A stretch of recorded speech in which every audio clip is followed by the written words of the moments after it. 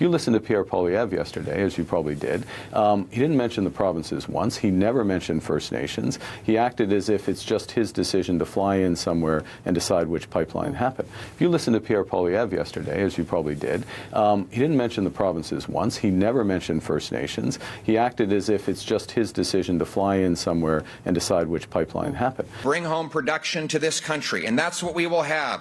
My common sense plan to unleash the production of our resources will allow us to be self-sufficient.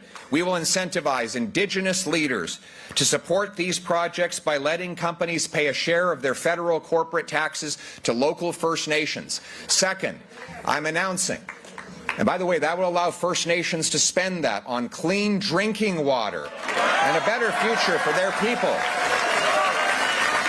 I want the First Nations people of Canada to be the richest people in the world. New trade partners. I mean, we sell 75% of our exports to the Americans. I've got a new export partner in mind. A new country that we're going to use to become less dependent on the Americans alone. Great country. Nice people. They speak French and English. Cold climate.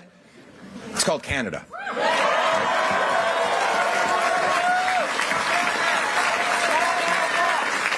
Right now, we have tariff barriers between our provinces that are almost as big as the one that President Trump is threatening. That's why we sell twice as much to the Americans as we do to ourselves. This is madness, my friends. Within 30 days of becoming Prime Minister, I will bring together the premiers with the aim to remove the hundreds of pages of carve-outs and exemptions in the Canada Free Trade Agreement that slow or stop goods from moving from province to province.